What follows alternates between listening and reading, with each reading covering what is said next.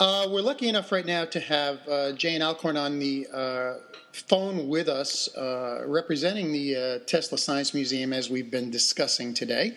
And Jane, welcome to Finn's Revolution on WUSB. Thank you so much for having me. It's great to have you here. Now, this project's been going on for a while out there in Shoreham. And could you give us a little background on Nikola Tesla first, for those who are not as familiar?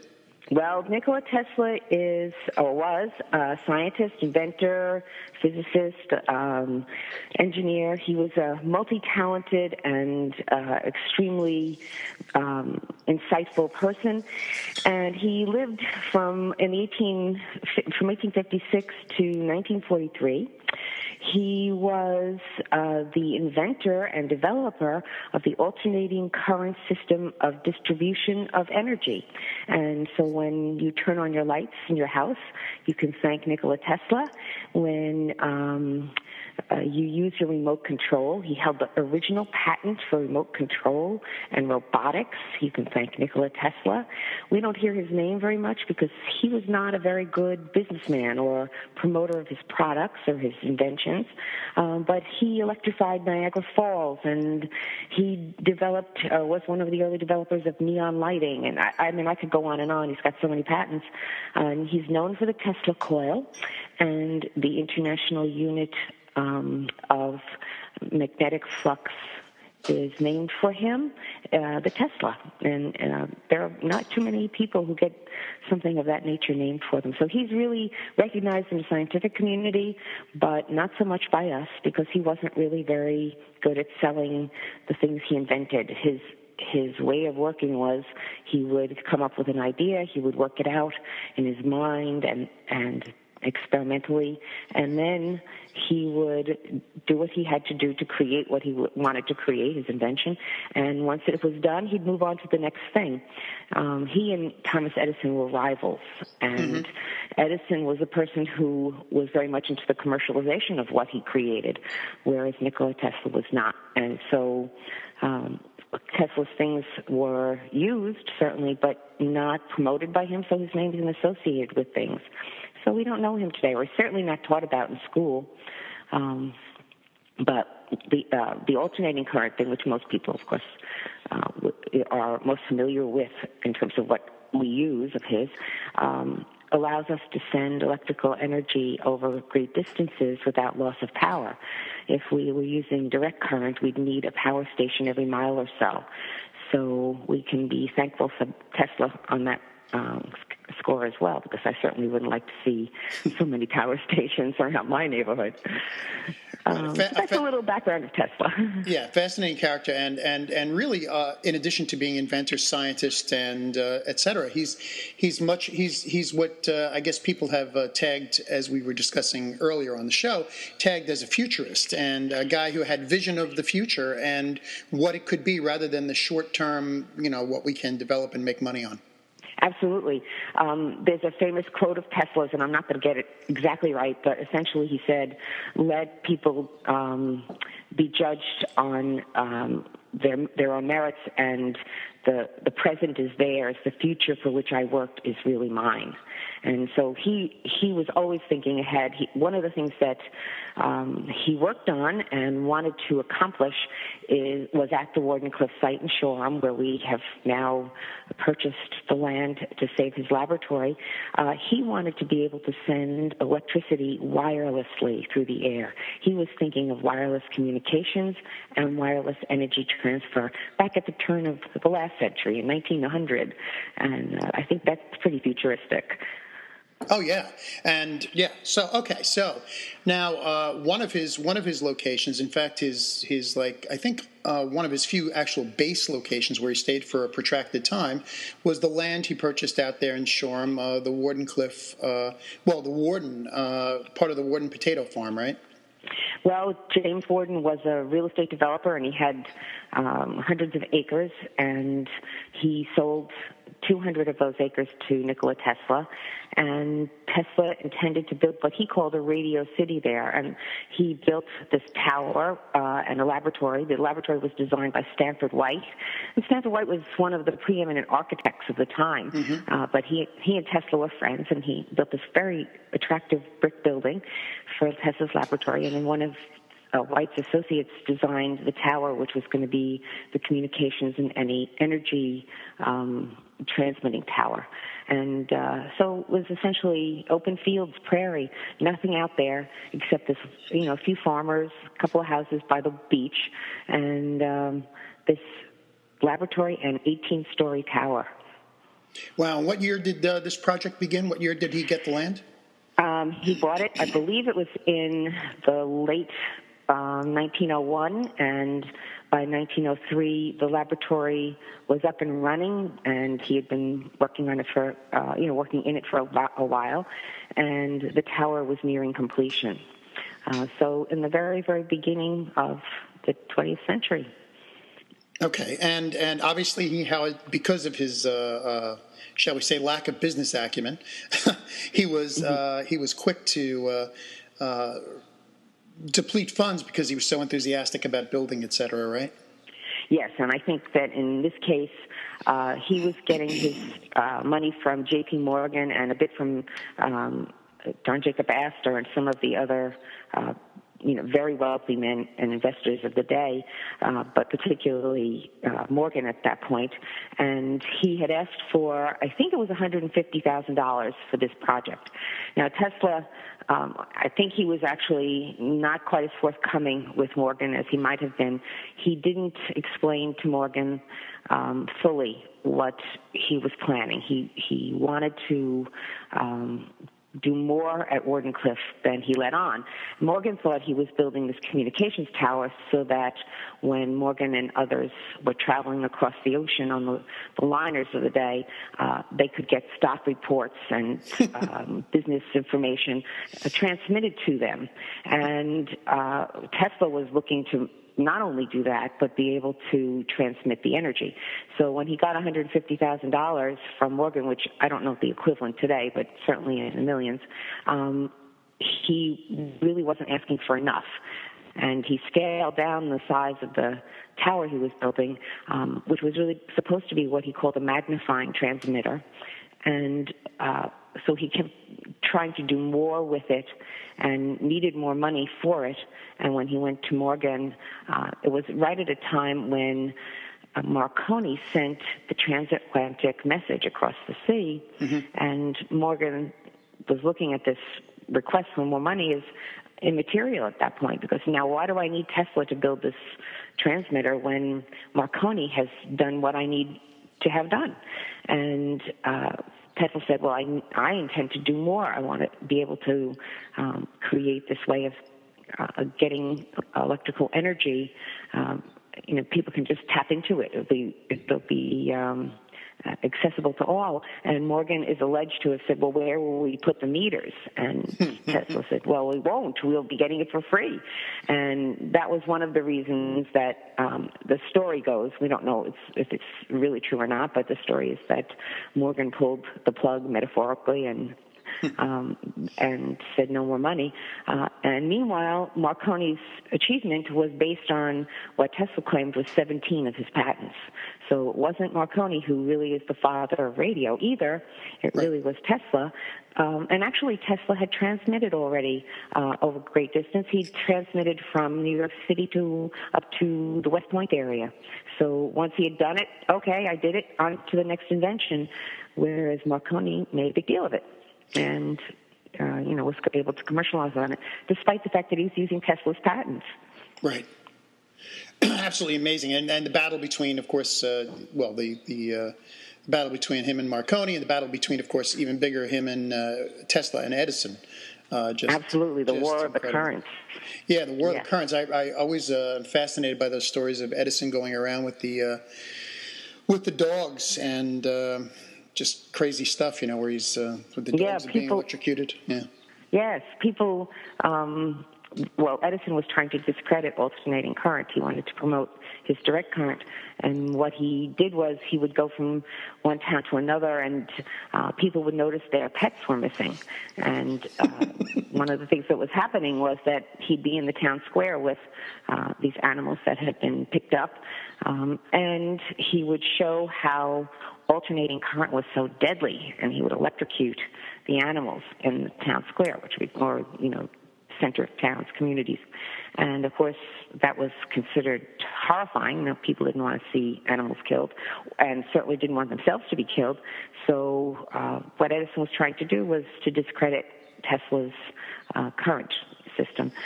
He even went so far as to promote it for use as an electric chair, and he called it an electricity that killed, and said direct current you'd be safe with. And the truth is, of course, that all kinds of electricity, whether it's through direct current or alternating current, has danger, and it's a matter of handling things properly. So it was really pretty bad. But on the other hand, once Tesla and Westinghouse, who he teamed up with, once they electrified Niagara Falls, and they electrified the Columbian Exposition, the World's Fair of 92, 93. Once all of that happened, people could see the advantage of being able to send electricity over great distances, and that Columbian Exposition in Chicago really helped to establish alternating current. Wow, absolutely amazing, and all that loss of life of the animals for just publicity schemes on Edison's part. And even an elephant, they wound up, and you can see on YouTube. I think people can see the electrification, the electrocution, I should say, of Topsy the elephant. And this is a rogue elephant, and they wanted to put it down. And Edison pushed to have alternating current be the means of electrocuting and killing it. And it's really a horrible sight. But for people with strong stomachs, if you want to, it's there. Pretty sad sight. Horrible angles he took. But money was to be made, so there was no holds barred, right? So that was the angle. Absolutely. Not too different from this era. Exactly correct. Okay, so Tesla's work out at Wardenclyffe is dual, right? It's really for initially it's for it's for transmission of energy, whether they be radio waves, energy, whatever the case was. That was his initial purpose, right? Mm-hmm. Okay, so he began to build out there. Mm-hmm. Right, he began to build out there and had the Stanford White Building out there, and he's working out there, and then the money falls through, and right. and what happens to the land and the place? Well, Tesla had it for about 15 years. In 1915, he lost it to George Bolt of the Waldorf Astoria. And Tesla was a person who, when he had money, he lived well. He was kind of a dapper fellow, dressed well, had his own tailor and handmade shoes and things like that. And he liked to be. He was quite a formal man in terms of his dress and attitude. So he lived in the Waldorf Astoria, and he had amassed quite a debt. And then at a certain point, he was kicked out, and his debt had to be repaid. So George Bolt acquired the deed to the property at Wardenclyffe at Shoreham, and Tesla lost it. So that was the point at which he stopped work in Shoreham and no longer had any kind of claim on the land. And then a few years later, in 1917, Bolt was trying to reclaim some of his money by selling off portions of the land, and then he decided that he could take the tower down and sell the materials that they recovered for scrap value. And so on the 4th of July in 1917, they had a company come in, I believe it was a company from Port Jefferson, and they tried to dynamite the building, the tower, not the laboratory. The laboratory was viewed as something useful, could be used for other purposes. So the tower was attempted to be dynamited, and they were unable to knock it down. And they came back 2 more times, and finally, at the third time in September, around Labor Day, they were able to knock down the tower. Now, I have a great little story about the tower, if you don't mind me telling it. No, please, yeah. During that period of time, towards the end, well, I guess maybe between 1900 or so, and up till the time it was demolished, Tesla was not coming out as often to use the laboratory as a place to work. It was a long trip, and he'd come out on the Long Island Railroad, and he'd work there. And during the summers, in the early years of it, he would come out and stay in Shoreham at one of the inns or at a private home. He'd rent a room for a while, and sometimes he would come out every day by train, and other times stay out in Shoreham. But there came a point at which, when the money was stopped, that he wasn't coming out so often. But in the wintertime, at the top of the tower, and you have to remember that this is 187 feet in the air that this tower went up. Mm-hmm. Maybe about at the 160-foot mark, there was a flat surface that was the beginning of where the dome was going to be attached. And this surface was shaped similar to a frying pan. It had a flat surface and then a rim around the edge, and then there was this staircase a winding staircase that went up the 160 feet or so, and then it had this wired dome over the top, but it was open to the air. And in the wintertime, that flat surface with the rim around it, kind of like a frying pan, would collect snow and rain. Mm-hmm. Well, the water collecting in there would freeze, and the local kids would climb up the tower in the wintertime when no one was around, and they would ice skate 160 feet up in the air on the top of Tesla's tower. Wow. And when you know that the land and the grounds around Long Island at the time were heavily logged, and there was not much in the way of trees, you could see from that spot out to Long Island Sound, across a good part of the island, and down to the Atlantic Ocean. So imagine being up on the top of a 16-story building and ice skating up there. It's just an amazing thought. Wow, and, those kids must have had some great and exciting time up there. I think so. And I think a wonderful view. I don't know if they were particularly safe, but they were having fun. That's right. But so the tower is, gone, unfortunately, but the laboratory remains. It was an interesting, Tesla had really fascinating ideas, and I think people are starting to recognize that again. So we're talking to Jane Alcorn of the Tesla Science Museum right now in WUSB Stony Brook. And Jane, after the tower gets demolished, Tesla loses the land, et cetera, what happens to the property? Do other people occupy the laboratory area, or what goes on? Okay. After Tesla lost the property to his creditors, it was nothing happened to it for a few years, but then a few years later, it was used as a laboratory, not a laboratory actually, but a manufacturing plant by a company called Posiprint, and they made the emulsions for photographic paper. So anytime people were taking a photograph, you needed that special paper for printing on, and Posiprint was one of the companies at the time making it.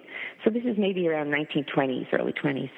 And a few years later, Posiprint was bought out by Peerless Photo Products. And Peerless did the same kind of thing, made the emulsions for the photographic paper, and they lived there, but they worked there all the way up into the 1960s. So maybe about 35 or 40 years, that was the manufacturing that was done on that location. And in the 1970s, I believe it was, Agfa Corporation bought out Peerless, and ACFA worked there until 1987. So for over 50 years, almost 60 years, there was manufacturing going on in creating this photographic paper and emulsions. And over that period of time, anything that was waste products, which included chemicals like cadmium and silver, that waste was dumped on the grounds of the site. Right. And if you know anything more about the tower that I haven't told you, one of the things that was part of the tower was this deep shaft into the ground. It went 120 feet down, and it was in the center of the tower base. And Tesla had had mechanisms in there that would allegedly grip the earth to help in the transmission and the resonance that he was working on. But now the tower is gone, and there's this big hole in the ground. And if you're a farmer or you're a manufacturer of paper and chemicals, and you're using chemicals, and you don't have to use some of them, or it's waste products, what are you going to do when there's a big hole in the ground and you have to throw things away? You're going to dump it in that big hole. So, of course, that's what people did, and the ground there became contaminated with all kinds of things, not just the chemicals from photographic paper emulsions, but also from waste products that farmers had, or I guess maybe used motor oil and household products and any kind of thing that might be easily disposed of by tossing it down a large hole in the ground. So the property in more recent years, in 1987 when AGFA stopped manufacturing there, became a Superfund site because of the contamination in that hole, as well as on other spots on the grounds where people dumped chemicals. Wow. All right. So something about Shoreham and and toxicity in certain cases. Well, yeah, it could be. But some people say it's Shoreham and power. Right. That's very true. Right. Okay. So then after in '87 when they leave, what the land is essentially dormant, right? And what goes on? Well, AGFA owns the property, but they're not working there any longer, and the property is now classified, or it was at that point, classified as a Superfund site. Right. So from 1987 until about a year or so ago, AGFA had been working on developing a plan and then implementing that plan to clean up the contamination there. The New York State Department of Environmental Conservation was overseeing and approving and correcting and changing AGFA's plan for the cleanup. So the first, I would say 87, 97, probably the first 15 to 18 years it was developing the plan, testing, finding out where on the site the contamination was, and coming up with a solution to removing any of the contaminated soils or capping any of the spots that would be considered potentially harmful into the future to prevent any harm to the public. So AGFA was paying out quite a bit of money to have this remediation done. And finally, about a year and a half, 2 years ago, within the last 2 years, they finished the cleanup to the satisfaction of the DEC, and the property was available for sale. Okay, and then, obviously, we move into the modern era of what you guys are doing now. How did the ball get rolling for this whole idea of the Tesla Science Museum? Well, actually, it's been over 20 years in the moving towards what we've been doing now. About a little over 20 years ago, we had a very small science museum in our local high school. It was 2 classrooms that weren't being used, and there was a little board of directors and a little tiny science museum with classroom animals and programs for children, and it was a cute little thing. And classrooms would, there would be little field trips from different schools, kids coming to learn some science, and the program started to grow, and there was a little bit more demand for it. So the point came at which the museum needed more space. And at the same time, the high school the population started to grow, and the classrooms were needed again. And I was on the board of that little science museum, and so we were trying to decide what we were going to do. Should we, where could we go, and where could we move the museum? And I used to live down the street from Wardenclyffe, from the Shoreham home of Tesla's lab, and I knew about him. A neighbor of mine had told me about how this scientist once worked down the road. And at the same time, AGFA had stopped its production there, and I said to the members of the board that I thought that might be something to consider. Here we have a scientist laboratory. What better place, excuse me, for a scientist lab? And so a few of us stepped off the board and thought, let's pursue the acquisition. And over 20 years later, here we are. It took us this long to accomplish that. And obviously there have been a number of, you guys have needed some investment, et cetera, and you've gotten some of that. Where has some of the money come from to purchase the land? Well, first it took us a very long time to make headway at all, and we really hadn't been able to raise much money in most of those 20 years. A few $1,000s here and a few thousand there. Mm-hmm. And last year, a couple of things happened. The land and the Route 25A corridor along which it sits was being reviewed for a rezoning by Brookhaven Town. And we knew that there was a possibility that the zoning could change on that property and make it more attractive to investors. Mm-hmm. Secondly, we had been very fortunate in being given an opportunity for a reimbursement grant from New York State. Our then Assemblyman, Mark Alessi, had arranged for us to receive $850,000 if we could raise $850,000, mm-hmm. which would have made it possible for us to purchase the site. But raising $850,000 is pretty tough. So, and we only had a year left to do it. And then another potential buyer showed up. And, over the years we had become familiar with the real estate agent who was handling the site for AGFA. And so he let us know that that was happening, that there was somebody else interested in purchasing it. And so those three things really frightened us because we said, okay, after all these years and all this groundwork we've set up, and, we know how important historically, scientifically, architecturally, how important all of that is, and now we're going to lose it. Right.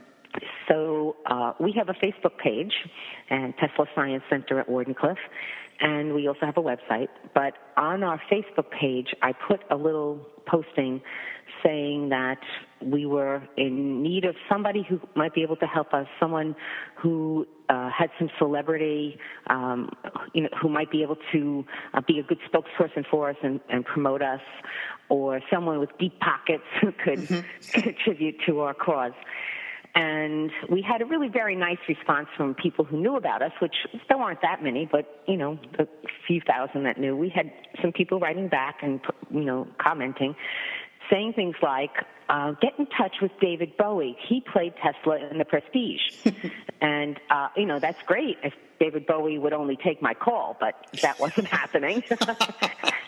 And others said, well, why don't you ask Tesla Car Company for some help because they're using Tesla's name, and of course we had thought of that and tried it, but we really hadn't had any kind of response at all from Tesla, the car. They were not either, they were just kind of dismissing us, and we just never heard a word. And it was kind of hard. We were looking for somebody who might be able to give us that notoriety or that more widespread attention that it would require to save this property. And some good person posted, get in touch with Matt Inman, the oatmeal. Mm-hmm. And we knew about Matt. We just a few weeks earlier, he had posted a very interesting, informative, and humorous, too, commentary on why Nikola Tesla was the greatest geek who ever lived. And that was on Tesla's birthday in July 10th. And so we had all seen that, and we were aware of the comment, but I just didn't make the connection, nor did anyone else in our board, that we could appeal to Matt. But, somebody else recognized, fortunately, and the word got to Matt that we needed some help, and he posted up on Reddit a question about whether or not he should help us to raise the money that we needed. He got a resounding yes from the Reddit community, and then he contacted me. He emailed me, and we had an email conversation and then a subsequent telephone conversation. And he was very, very supportive and a wonderful and creative young man. And he said, well, I've done a crowdfunding campaign in the past through Indiegogo, and I think we can do that again and maybe not raise everything you need, but at least give you a better footing. So we set up our campaign, and we decided what we'd get for perks, and we debated on what our goal would be. And what we decided was we would try to raise $850,000 because that would make the New York State grant come alive. That would make us eligible to receive that. And, we kind of held our breath because we said, well, maybe we can raise, a couple $100,000. We didn't think at all we would get to the 850. Hopeful, but not confident. And on August 15th at 6 p.m. Eastern Time, our campaign went live. And Matt called me, he said, turn on your computer and go to the site because it's time. And I did, and it was like 6 o'clock. And there is the campaign page, and there's $25 already. Wow. And I called my husband over. I said, come look, we already got $25. And in those few seconds, just as I said that, I turned my head back to look at the screen, and we were over $1,000. I was blown away. And, Matt is followed by 7 million people a month go to his website, and he had posted about it on his website, and all of his followers just flew to our crowdfunding page, and we just kept refreshing our computer page all night. And from 6 p.m. to midnight, we were almost, by 1 o'clock, we were at $250,000. In those first 7 hours, we were over $250,000. Wow. And I couldn't sleep that night. I would, every few minutes, get up and go refresh the page. I wanted to see what was going on. It was probably the most amazing couple of days in terms of excitement about this whole project, watching that number just go up and up and up constantly. Wow. And by the 10th day, we had gone over 1 million. Wow. So for almost a year, just in the last few weeks, we were finally surpassed by 2 other Indiegogo crowdfunding campaigns, but almost for this whole year, we have remained their highest grossing campaign. And actually, those other 2 campaigns were for products. Ours is for a cause. And so I think that still stands out as being an amazing thing that happened. And I give Matthew the credit, really, because without his notoriety and fame and his insight into how to promote it and his good advice and all of his wonderful followers who helped to make it go viral, it wouldn't have happened. He was so integral to the whole project, and he's very, very much appreciated, and we just look at him as our savior in this, really. He made it possible for Tesla's laboratory to be saved from becoming another strip mall or, some other commercial property that would have let all of this history and, importance be destroyed or lost. If only Nikola Tesla had access to Indiegogo, right? Right. That would have been pretty cool. But, in a way, it's kind of what he prophesized. He said the future would be his, and I think that's kind of where we're headed. So much of what he did is now being used, and in a way, he was part of the formative stages of the Internet as well, in those very, very early days. In fact, he held the patent for one of the gates in computer language that was part of his invention for the teleautomaton, which is a little remote control robotic boat that he created. And when computer scientists go to with their patents for different things in the computers, they've always come up against Tesla's primary patent for this gate. It's the AND gate. And so, the fact that we were able to use the computer to help save his place, I think is kind of poetic. Okay, so we're talking to Jane Alcorn of the Tesla Science Center in Wardenclyffe. And Jane, let me ask you, now you guys have the land. There's obviously a process that you guys are going through to reclaim the land, essentially, as the lab site. What are your What are you doing, first of all, as on a week-to-week basis over there? Well, we purchased the property on May 2nd. That was the day of closing when that property became ours. And in the following weeks, we set up a volunteer network. We have some wonderful, wonderful people who've come out and volunteered their time and their expertise to help us. In just the starting point was to clean up the grounds a little bit so we could walk. ATSA hasn't been on the grounds really to do anything or maintain any of it for a number of years now, and the growth of vegetation and the debris that's been left behind and the industrial waste stuff, garbage, people who've been on the grounds and vandalized, and people have gone in there into the buildings, and there's more than one. They've built on over the years and added many buildings to the site attached to the laboratory. People went in there and stole the copper piping and, really did horrible things to the buildings. So the first things we did was we got in there and started to clean up the grounds, raking leaves and removing dead branches and debris and all kinds of junk. And so that's been ongoing for the last few weeks, and the last few months, 2 months.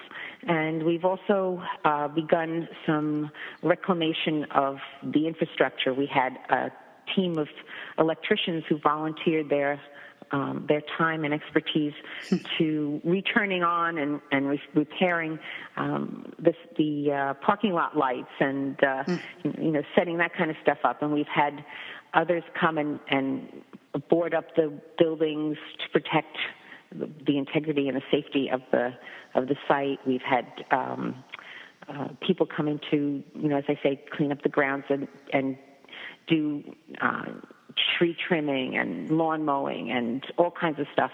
So we're just trying to make it possible for the next steps in making the grounds and the buildings usable again.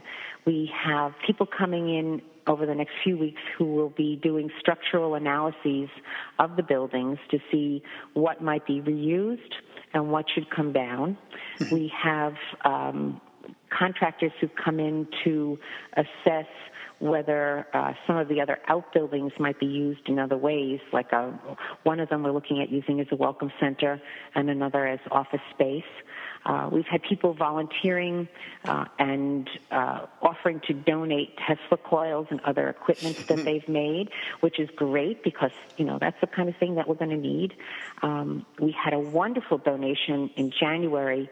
We've developed a relationship with the Belgrade Tesla Museum, which is the place where all of Tesla's estate, everything that belonged to him when he died, was brought to Belgrade by his family, and they have a museum in his honor there. And the museum gave us a replica of his exhibit the egg of Columbus, which demonstrates the rotating magnetic field. So we want to set up places where these things can be on exhibit and people can see it.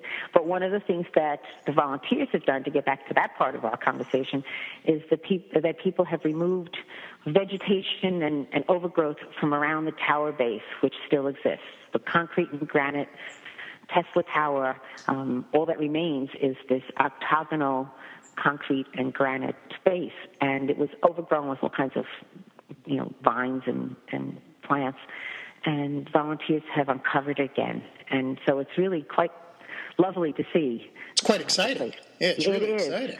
I have to say that the first time I was on the grounds, and it took a long time before AGFA allowed me to be there, and I thought, I'll feel so wonderful when I'm able to step inside the laboratory. And it was exciting, I have to admit.